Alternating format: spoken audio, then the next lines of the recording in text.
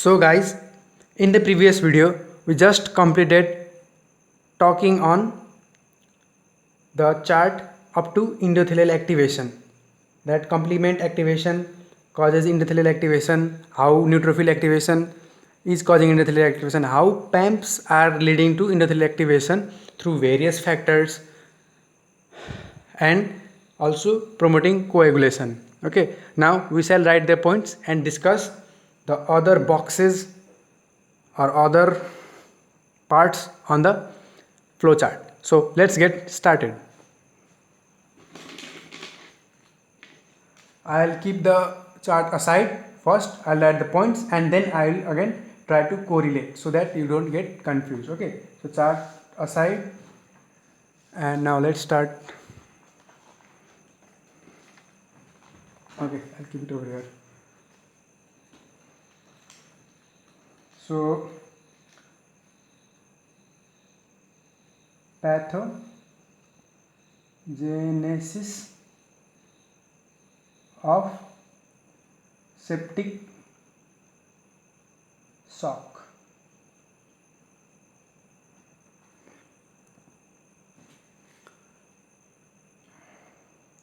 I thought to explain it short points because it will be beneficial while writing an exam, because having the knowledge and writing an exam are two different aspects.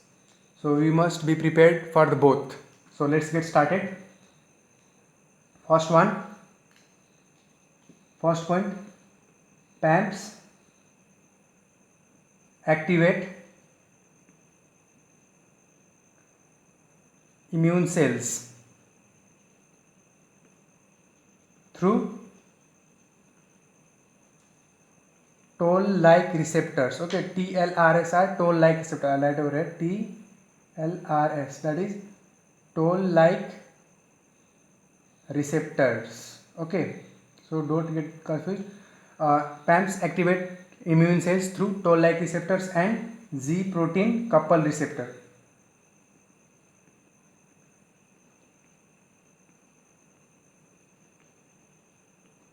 Okay, we discussed this point earlier. This is not shown in the chart. So okay, and immune activation releases mediators.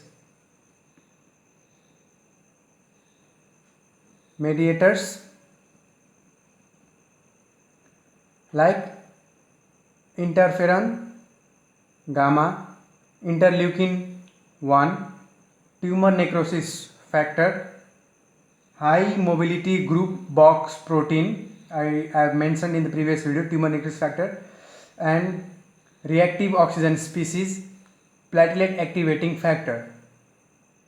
These leading to endothelial activation. These all factors mediators lead to endothelial activation, right? We discussed about this in the previous video. So now I'll bring the chart.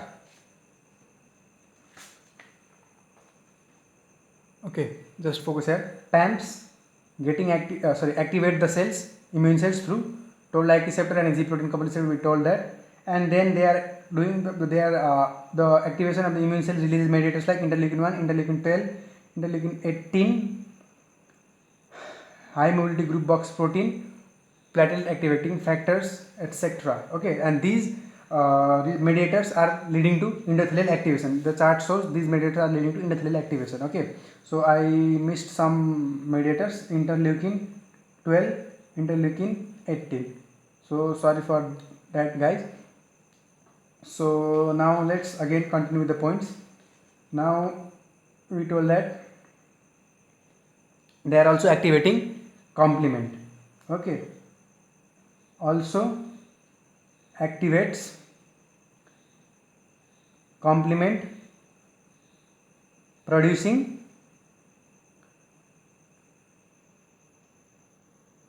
C3A and C5A, which are anaphylatoxins.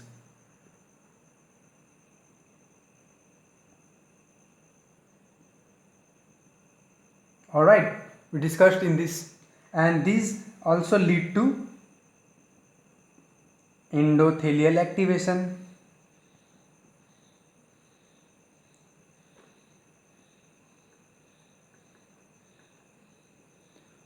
We are familiar to this through the flowchart.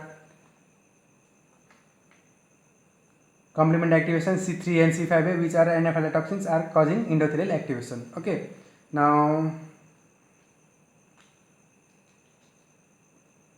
activation of factor 12 promoting coagulation. Alright, this also we have represented in the table flowchart. PAMs activating factor 12 and they promote coagulation. We have not written, but we have written over here promote coagulation. Okay, so we will discuss in the last also after completing the video. Sorry, after completing the points, how can we discuss after the video? Okay, so now again coming back to the points. Now I told that activation through this detection of PAMs by the toll-like receptors and G-coupled protein receptors initiates or generates a downstream signal that initiates inflammation. Yes, so this is a hyperinflammatory state. So the hyperinflammatory state itself activates anti-inflammatory immune suppressive state. Okay, this activates the hyperinflammatory state. Now it is in hyperinflammatory state because the inflammatory mediators are there.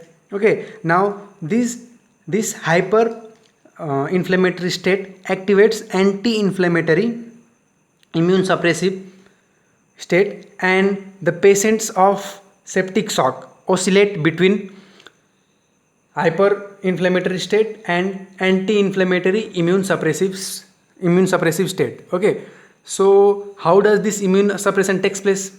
The immune suppression takes place due to the apoptosis of leukocytes, soluble tumor necrosis factor receptor, and interleukin 10. So apoptosis is in general speaking, apoptosis is a programmed death. So we'll discuss about apoptosis in the upcoming videos on cell injury if you don't have any idea about it. So for now, remember that apoptosis is a planned cell death. Okay, so let's write that.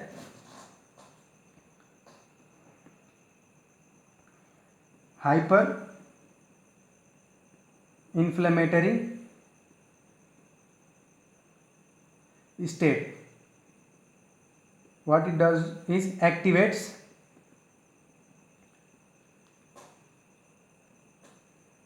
anti-inflammatory immune suppressive state. Immune suppression is due to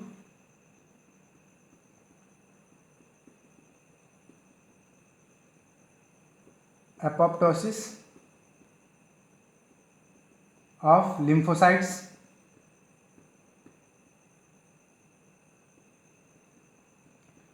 due to soluble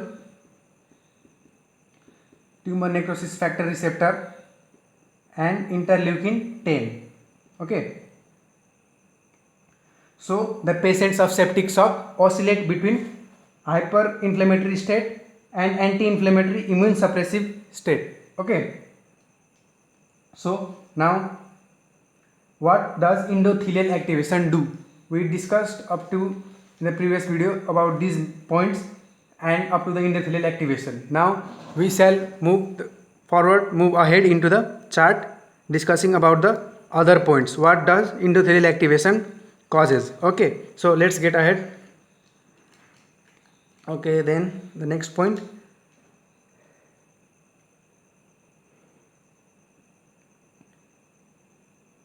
Okay, this is E.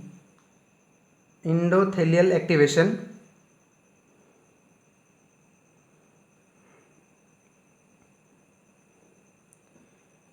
increases production of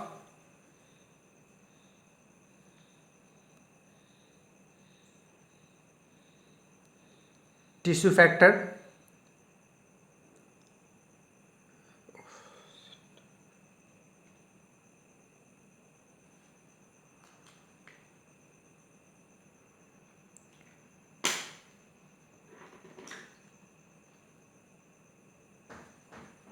increases production of tissue factor, and we'll discuss in disseminated intravascular coagulation that tissue factor has a major role in causing in coagulation. And so for now, just remember, endothelial activation produces tissue factor,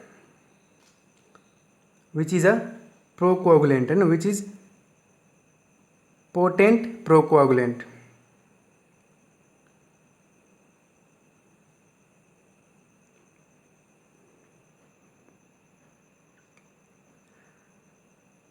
Also, it produces antifibrinolytic, also produces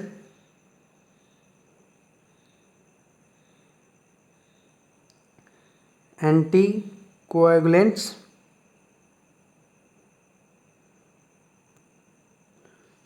and antifibrinolytic agents. Okay, and those agents include, so I light over here, these agents include, so first, okay, let's discuss it over here. First one, anticoagulants.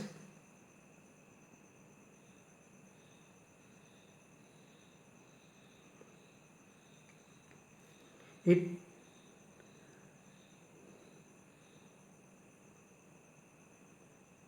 also decreases the production. It increases the production of potent procoagulant but decreases the production of anticoagulants. That's why then it will promote coagulation, no? So it decreases the production of anticoagulants like thrombomodulin,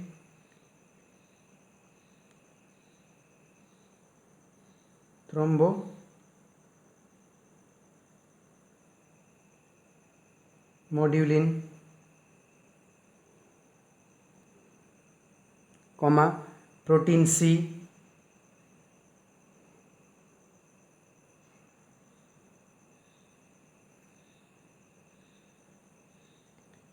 tissue factor,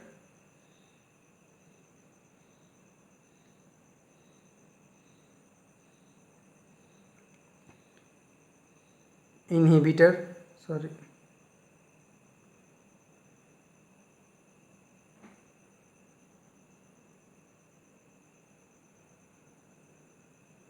not tissue factor we have discussed. So it decreases the production of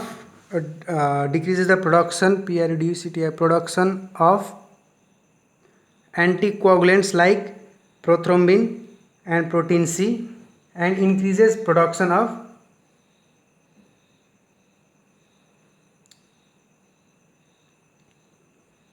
so sorry guys, let's complete. Okay, let's discuss till here, and we'll discuss about the other points in the next video. So with reference to the flow chart, we discussed up to the production of procoagulant or procoagulant activity due to endothelial activation.